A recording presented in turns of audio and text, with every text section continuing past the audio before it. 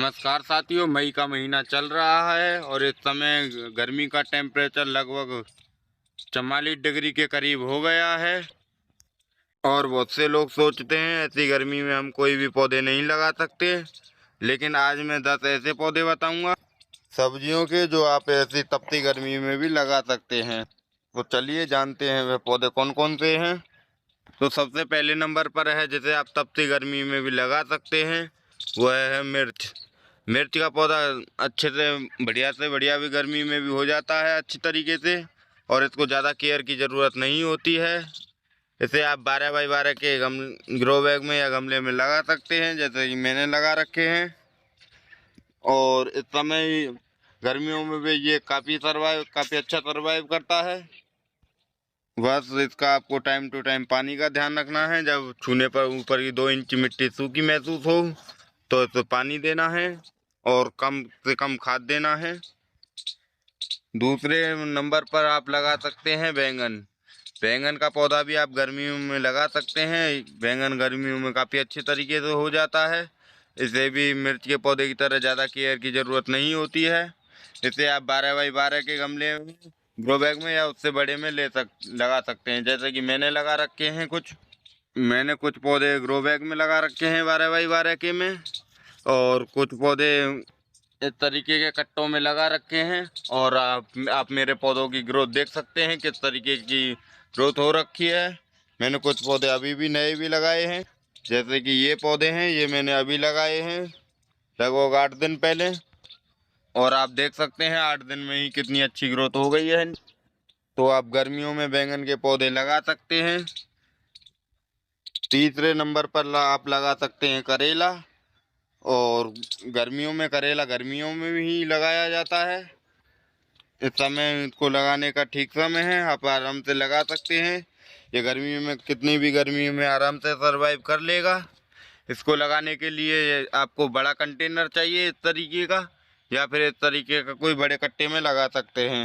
यह 12x12 के में नहीं हो पाएगा, क्योंकि इसकी बेल होती है और बेल की जड़ फैलने के लिए जगह चाहिए होती है। तो आप जब भी करेला लगाएं या तो बड़े बड़े गमले में लगाएं, इस तरीके की ट्रे में लगाएं, या फिर बड़े कट्टे में लगा सकते हैं। चलिए आप बात करते हैं चौथे नंबर की। चौथे नंबर पर आप टमाटर के पौधे लगा सकते हैं। और ये देखिए, मैंने भी इस तरीके से टमाटर के पौधे लगा रखे हैं।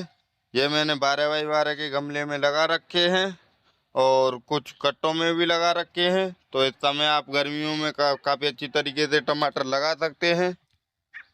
इसको नाइट्रोजन की ज़्यादा ज़रूरत होती है, इसलिए गोबर की खाद 50% और 50% नॉर्मल गार्डनिंग सॉइल में लगाएंगे तो रिजल्ट अच्छा देखने को मिलेगा आपको। और टमाटर के पौधे को भी ज़्यादा केयर की ज़रूरत नहीं होती है, यह कम से कम केयर में काफ़ी अच्छा सर्वाइव करता है। और गर्मियों का ही पौधा है, इसे हम एक बार बार लगाते हैं। जैसे कि एक पौधे से हमने जब फल तोड़ लिया, उससे पहले ही एक और पौधा लगा देंगे ताकि वो ख़त्म हो और दूसरा पौधा हमारा फल देने के लिए तैयार हो जाए। तो चलिए अब बात करते हैं 5वें नंबर की, कि गर्मियों में आप 5वें नंबर पर कौन सी चीज़ लगा सकते हैं। 5वीं चीज़ है जो आप गर्मियों में लगा सकते हैं, वो है पुदीना। और ये काफ़ी ज़रूरी होता है हमारे गार्डन में। पुदीना आप गर्मियों में ही लगता है और काफ़ी अच्छी ग्रोथ होती है और काफ़ी सरल होता है इसको उगाना। ज़्यादा केयर की ज़रूरत नहीं होती है इसको। आप इसको कोशिश कीजिए कि चौड़ा गमला ज़्यादा लें और गहराई कम होनी चाहिए।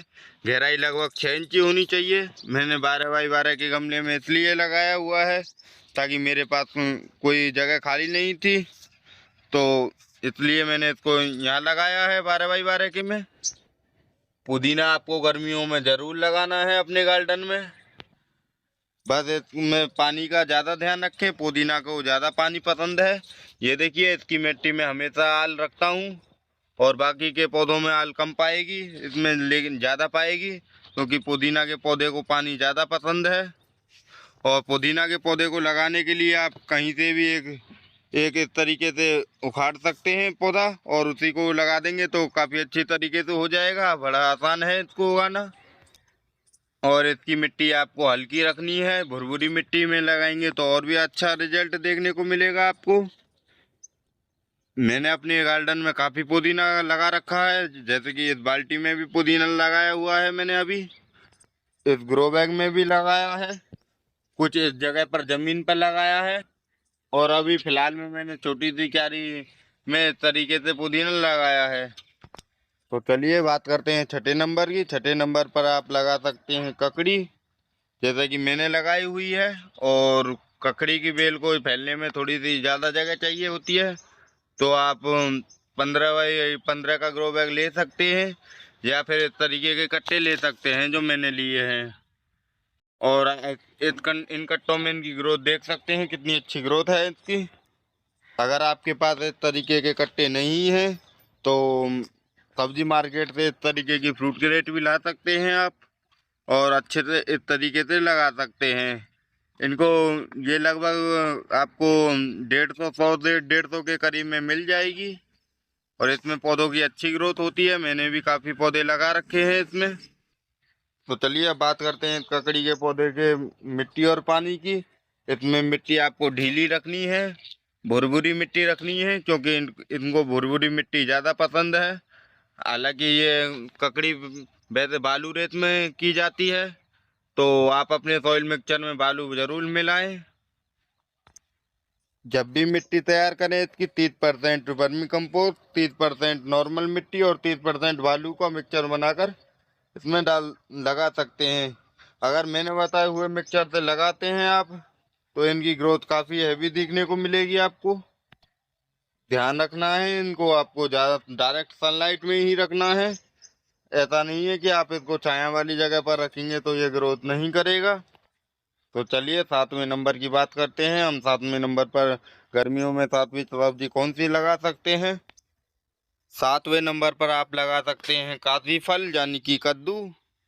और इसको आपको जब भी लगाएं तो बड़े कंटेनर में लगाना है, इस तरीके की फ्रूट क्रेट में, या उससे भी बड़े में लगाएंगे तो काफ़ी अच्छी ग्रोथ देखने को मिलेगी।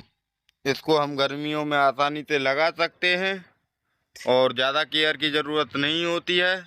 बस ध्यान रखिए कि छोटे कंटेनर में हमारा पौधा लग रहा है तो ज़्यादा न्यूट्रिशन की ज़रूरत होती है।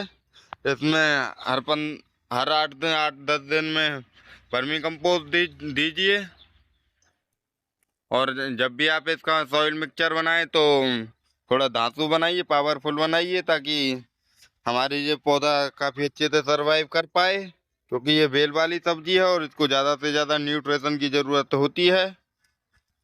इसमें आप vermicompost, kitchen waste, bone meal, इन 3 चीज़ों का ज़्यादा प्रयोग करें थोड़ा बहुत मिक्सचर बनाते समय, ताकि हमारा जो पौधा है काफ़ी अच्छा सरवाइव करे।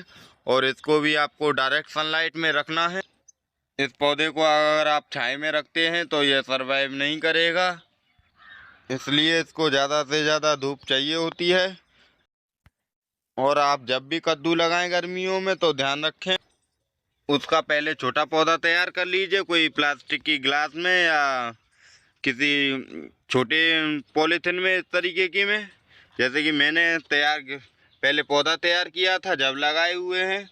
क्योंकि जब भी आप गर्मियों में पौधा लगाते हैं तो उसे डायरेक्ट मिट्टी में लगाएंगे तो पौधा ग्रोथ नहीं करेगा। इतनी ज़्यादा ग्रोथ चाहिए तो पहले पौधा तैयार कर लीजिए। तो चलिए अब बात करते हैं 8वें नंबर की। 8वें नंबर पर आप कौन सी सब्जियां लगा सकते हैं। 8वें नंबर पर आप भिंडी लगा सकते हैं। आप जब भी भिंडी के पौधे लगाएं तो लगभग ज़्यादा से ज़्यादा पौधे लगाएं, तो क्योंकि भिंडी के पौधे अगर लगा रहे हैं अपने गार्डन में तो एक दिन की सब्जी के लिए भी आपको लगभग 25-30 पौधे चाहिए, क्योंकि हमारे पौधों पे एक पौधे पे एक या दो भिंडी एक बार में पक पाती हैं, तैयार हो पाती हैं। तो इसलिए भिंडी के पौधे आप जब भी लगाएं तो ज़्यादा से ज़्यादा पौधे लगाएं। 12x12 के गमले में ग्रो बैग में लगा सकते हैं, या फिर इस तरीके की ट्रे में 4 पौधे लगा सकते हैं। तो आप जब भी भिंडी लगाएं या तो बड़े कंटेनर में लगाएं 3-4 पौधे, या फिर छोटे छोटे ग्रो बैगों में लगा सकते हैं। 12x12 के ग्रो बैग में एक पौधा लगाना है आपको। तो चलिए अब बात करते हैं 9वें नंबर की। गर्मियों में 9वें नंबर पर आप लौकी लगा सकते हैं, जो कि मैंने भी लगाई हुई हैं। जैसा कि मैंने बताया हुआ था कि इसका आपको पहले पौधा तैयार करना है। तो मैंने भी अभी लौकी लगाई है ये, और आप देख सकते हैं कितनी अच्छी ग्रोथ है इसकी। इसको भी कद्दू के पौधे की तरह बड़े से बड़े कंटेनर में लगाने की कोशिश कीजिए, क्योंकि लौकी के पौधे को की बेल को फैलने में काफ़ी ज़्यादा स्पेस चाहिए, और उसकी जड़ भी काफ़ी अंदर काफ़ी फैलती हैं। तो इस बात का आपको ध्यान रखना है। लौकी और कद्दू काशी फल के दोनों पौधों की केयर बिल्कुल सेम होती है। इनको भी न्यूट्रिशन की ज़्यादा ज़रूरत होती है। तो आप इसमें भी हर 8-10 दिन में वर्मी कंपोस्ट दे सकते हैं। और इसका सॉइल मिक्सचर भी आपको एकदम धातु बनाना है, ताकि हमारे जो पौधे की जड़ें हैं काफ़ी अच्छी जा सकें और हमारे पौधों को ज़्यादा से ज़्यादा न्यूट्रिशन मिल पाए। और इसके पौधों में जब भी फूल आने को लगे तो जब हमें क्या करना है, लगभग आधा किलो राख और 2 लीटर पानी में घोलकर एक रात के लिए रख दीजिए। फिर उसमें सुबह 5 लीटर पानी मिलाकर इसमें दे सकते हैं। इससे क्या होगा कि हमारे पौधों में जो पोटेशियम की कमी है वो पूरी हो जाएगी, और हमारा पौधा फूलों से भर जाएगा, फूल और सब्जियों से भर जाएगा। तो चलिए अब बात करते हैं 10वें नंबर की, जो गर्मियों में आप 10वें नंबर पर कौन सी चीज़ लगा सकते हैं। अब मैं 10वें नंबर की जो चीज़ बता रहा हूँ वो मेरी सबसे फेवरेट है, वो है वाटरमेलन या तरबूज। मैं 10वें नंबर पर आप तरबूज लगा सकते हैं। इसको भी और बेलों की तरह ज़्यादा केयर की ज़रूरत होती है। आप जब भी तरबूज लगाएं तो भुरभुरी मिट्टी में लगाएं, और इसमें बालू भी होनी चाहिए, क्योंकि तरबूज की खेती भी बालू में की जाती है, तरबूज खरबूज की। बस ध्यान रखना है कि आपको जो मैंने सॉइल मिक्सचर बताया है वही यूज करना है जो ककड़ी के लिए बताया है। दोबारा बता देता हूँ, 30% आपको नॉर्मल गार्डनिंग सॉइल लेनी है, 30% आपको वर्मी कंपोस्ट लेना है, और 30% लेनी है बारू।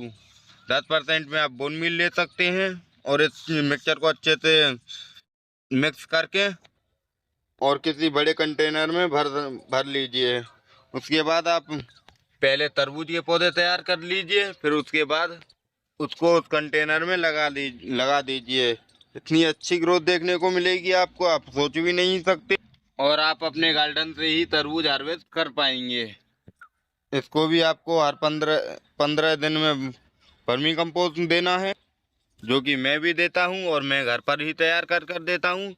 जैसे कि ये देखिए, ये इसी से मैं वर्मी कंपोस्ट तैयार करता हूँ घर पर ही। और इसमें बॉम्ब्स भी हैं, क्योंकि आजकल वर्मी कंपोस्ट में भी जो है मिलावट आने लग गई है। तो इस बात का आपको ज़रूर ध्यान रखना है। आप जब भी वर्मी कंपोस्ट लाएं अपने पौधों के लिए, या तो वर्मी कंपोस्ट यूनिट से लाइए, या फिर आप होम लाकर और खुद बना सकते हैं। अगर आपको वर्मी कंपोस्ट बनाना नहीं आता है तो हमें कमेंट करें, मैं एक डिटेल वीडियो बनाऊंगा वर्मी कंपोस्ट के ऊपर कि आप किस तरीके से वर्मी कंपोस्ट बना सकते हैं। क्योंकि हम जब तक अपने पौधों में वर्मी कंपोस्ट नहीं डालेंगे तो हमारे पौधों की इतनी अच्छी ग्रोथ नहीं मिल पाएगी। और बहुत ही जल्दी इस चैनल पर आपको एक डिटेल वीडियो देखने को मिल जाएगी कि कौन से टाइम पे हमें कौन सा खाद देना है, किस तरीके से देना है, किस तरीके से बनाना है हमें। तो उम्मीद करता हूँ मेरे द्वारा दी गई जानकारी आपको अच्छी लगी होगी। अगर जानकारी अच्छी लगी हो तो वीडियो को लाइक करें, ज़्यादा से ज़्यादा शेयर करें, और अगली वीडियो आपको किस टॉपिक पर चाहिए कमेंट ज़रूर करें। तो मिलते हैं आपसे फिर किसी नॉलेजेबल जानकारी के साथ। Thank you watching the video.